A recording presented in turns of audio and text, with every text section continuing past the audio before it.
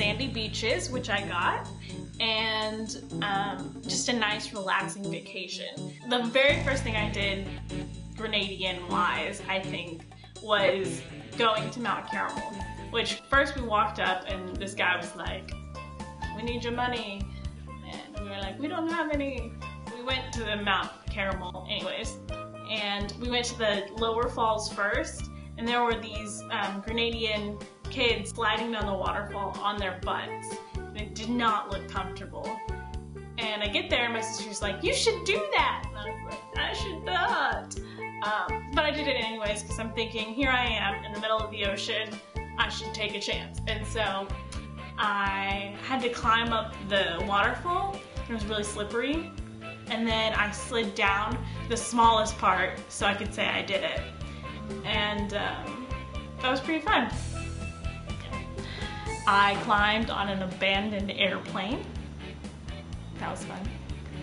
It looked like something that you would see off like a movie set or something like that. Quarantine Point was pretty cool. It was a pretty view.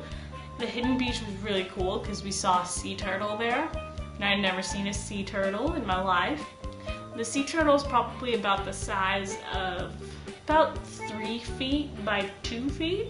Sea turtle was trying to lay eggs on the beach, and then a Grenadian kid came and kicked it and it ran back into the water. I really liked the beach. Maybe because I'm just not used to being on the beach all the time, but I really enjoyed just laying out or just riding the waves in the ocean. The Grendian beach is probably the biggest beach on the island, and it has lighter sand and softer sand than Los Angeles. Fort Matthew was the one with the bar in it, with caves and tunnels going off from it, and the bar had really good pina coladas. But yeah, there was also Wi-Fi and a direct TV satellite dish outside of it, so it was kind of roughing it, but also with the touristy spin to it, so that was fun.